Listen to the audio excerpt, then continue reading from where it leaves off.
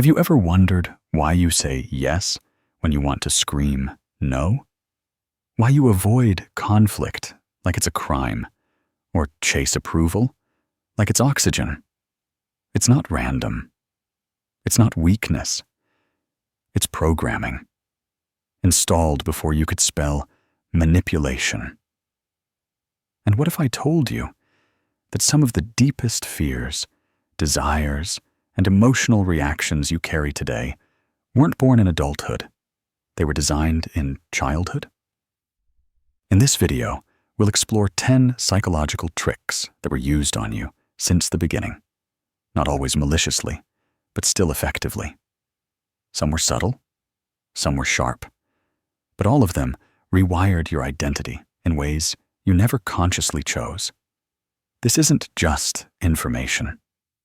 This is a psychological excavation, a forensic breakdown of your earliest emotional blueprints, based on Sigmund Freud's work on repression, suggestion, and unconscious association. And once you recognize these tricks, you won't unsee them. Let's begin with the first.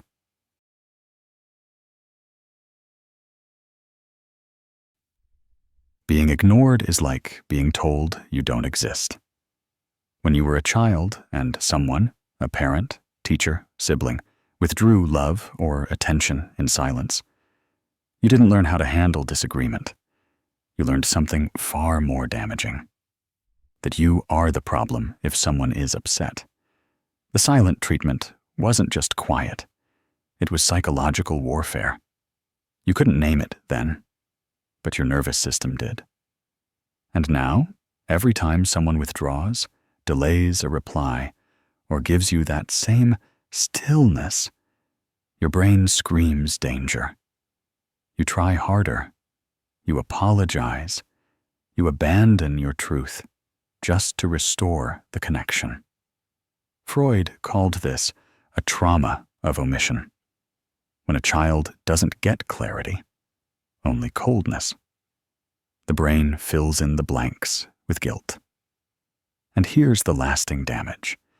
You begin to equate presence with safety and disapproval with danger, which means in adult life, you over-apologize, you over-explain, you tolerate silence as punishment, thinking you earned it.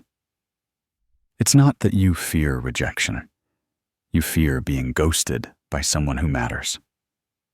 But here's the reframe. Being given the silent treatment doesn't mean you did something wrong. It means someone else was unequipped to communicate. And that's not your burden to carry.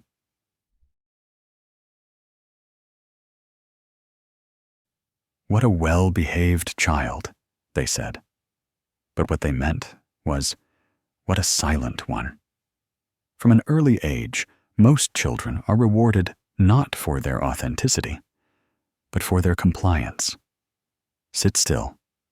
Don't speak. Be good. But good often just meant quiet enough not to bother the adults. And here's where Freud's theory of repression kicks in. When a child learns that being expressive equals punishment or disapproval, they don't stop feeling. They just stop showing it. The emotions don't vanish. They go underground, into what Freud called the unconscious. And later in life, they emerge as social anxiety, people-pleasing, fear of expressing opinions, a constant need to be easygoing even when you're hurting. This programming trains you to compress your truth for the sake of harmony. You become an expert in not rocking the boat, even if you're drowning beneath it. You smile when you want to scream. You agree when you want to object. And you shrink just to fit in. But here's the truth. No one taught you. Being agreeable isn't the same as being kind. Being silent isn't the same as being strong. Sometimes the most emotionally intelligent thing you can do is say, I don't agree with that, and let the discomfort rise, because growth lives there. and so does your real voice.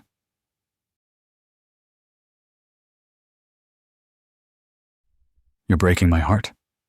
After everything I've done for you, you should be ashamed. These aren't just sentences. They're guilt bombs, strategically dropped on developing minds to manipulate behavior.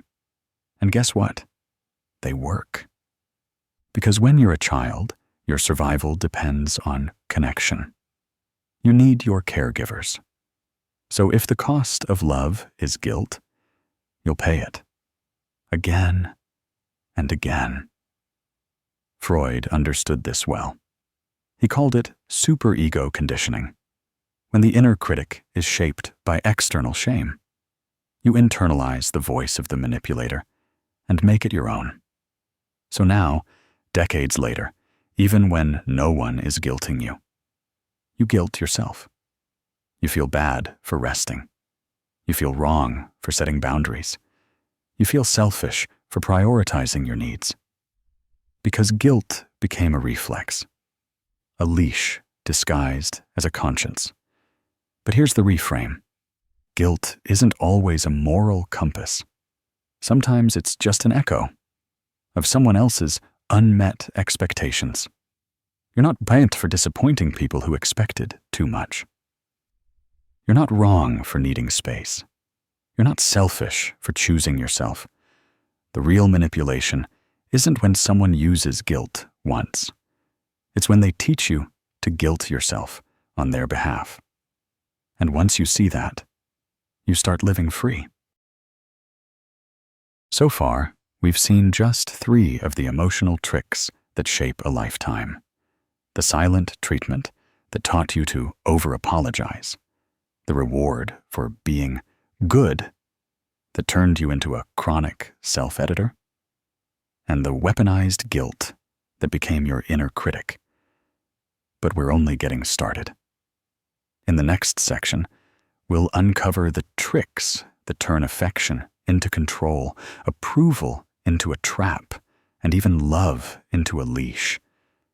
And one of them might explain why you still feel responsible for everyone else's emotions.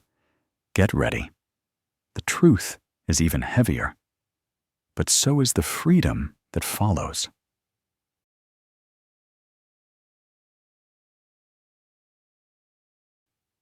You probably heard it in one form or another. I'm proud of you, because you got an A. You're such a good kid when you behave. And so you began to believe love is not given. It's earned. Freud believed one of the most powerful imprints on a child's unconscious is the idea of conditional affection, that your worth depends on what you do, not who you are. This isn't just parenting. It's programming. You grow up chasing achievement like oxygen. You feel hollow when you're not performing. You confuse productivity with self-worth. And maybe, worst of all, you start choosing relationships that mirror that same dynamic. The boss who only validates you when you exceed expectations. The partner who goes cold unless you're meeting all their needs. The friend who disappears when you have nothing to offer. But here's the tragedy. You start treating yourself that way too. You only feel enough when you're achieving. You only rest when you've collapsed. And still, a part of you wonders, would they love me if I stopped proving myself? Freud saw this as a superego wound. The internal voice that governs your self-worth is built from the conditional standards of those who raised you. But now, you have a choice. To love yourself first, not after some imaginary milestone. To say, I am not here to perform for love. I am here to be love.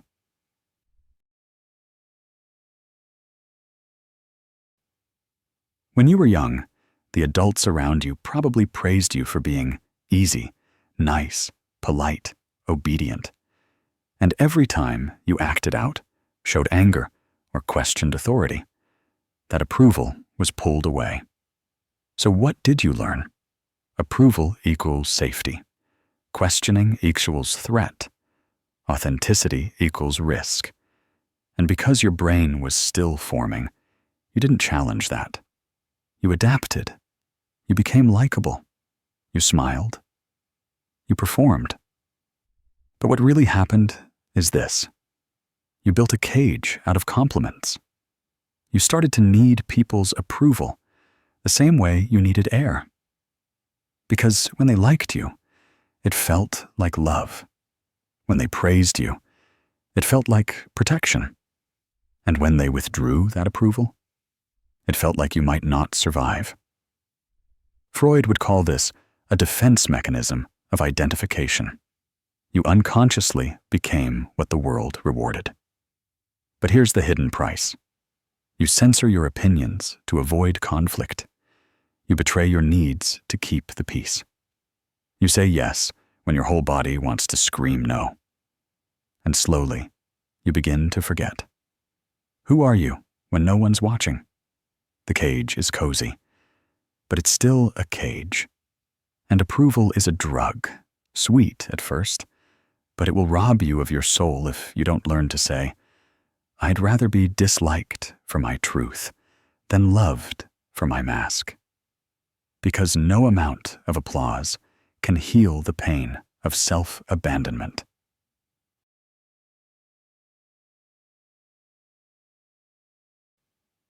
This one hurts. One day, the adults in your life were warm, affectionate, full of praise. The next, cold, distant, irritable. I love you, but why can't you be more like your brother? You're too sensitive. Love was a coin toss. You never knew what version of them would show up. And so you learned to monitor their moods, to stay alert, to anticipate, to adjust. This wasn't parenting. It was emotional whiplash. Freud theorized this as intermittent reinforcement. The unpredictable cycle of affection and rejection creates a powerful psychological bond. Your brain becomes addicted to the hope of love, and even worse, it blames you for the withdrawal. You think, maybe if I just try harder, they'll love me again. If I don't upset them, things will be okay. It's probably my fault. And that script follows you into adulthood. You tolerate inconsistency. You chase emotionally unavailable people. You confuse drama with passion. You see love as something unstable, earned, unsafe. But here's the truth. Love doesn't disappear when you're not perfect. Real love is consistent, not conditional. And affection that comes and goes with behavior isn't love. It's emotional manipulation. You weren't difficult. You were surviving a storm you didn't cause. And now, you don't have to chase hurricanes to feel alive.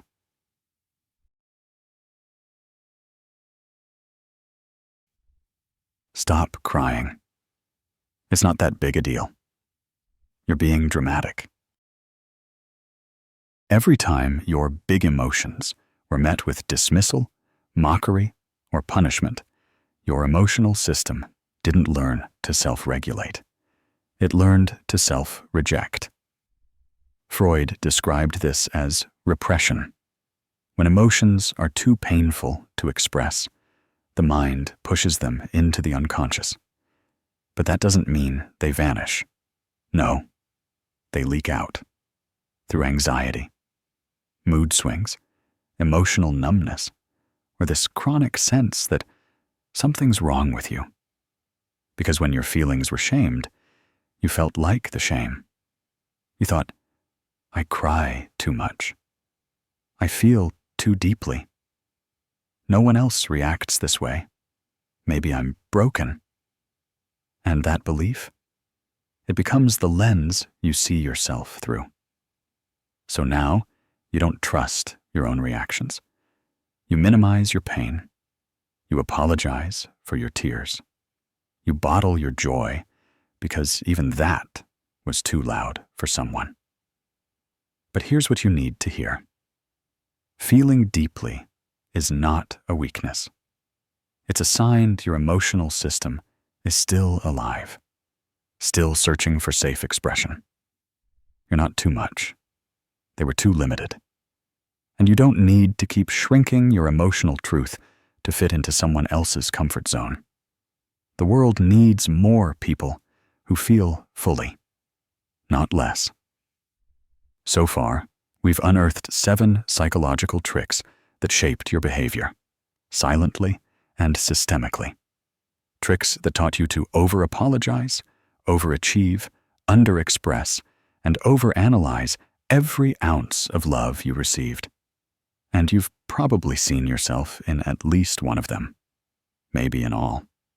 But the final 3 tricks, they go even deeper, because they reveal why so many people stay stuck, even after years of therapy, even after cutting ties, even after healing begins. They explain the invisible contracts still running in your mind, and why sometimes you still feel like a scared child in a grown body. And now we'll break them down and break the spell.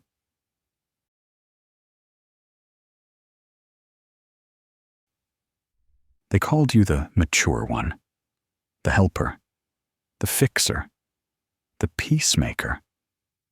But what they really meant was, we're going to lean on your nervous system because we can't handle our own. Freud called this parentification, when a child is forced into adult emotional roles too soon. You learned to listen when no one listened to you, to care when no one cared for you, to keep peace in rooms filled with tension you didn't cause. And while others applauded your maturity, you missed a childhood. Now, you overfunction in relationships. You feel guilty resting. You collapse from burnout, then call it strength. But hear this. You weren't strong. You were sacrificed. That wasn't responsibility.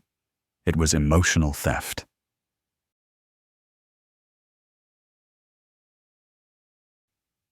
They didn't scream. They didn't hit. They guilt-tripped. After everything I do for you, fine. I guess I just don't matter. Freud would say this creates internalized shame loops, where guilt becomes your compass instead of values. Now you say sorry for existing. You hesitate to say no. You feel bad even when you're right. Because deep down, love was always tied to guilt, and you were taught to confuse control with care. You're not selfish for having boundaries. You're healing the part of you that thought love required self-erasure.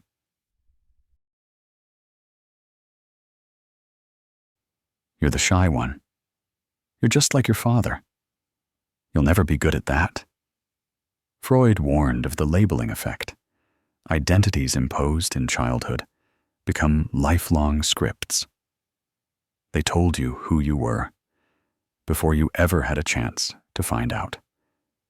And now, you still wear labels that never fit, still doubt talents you never explored, still live small because someone said you were too much.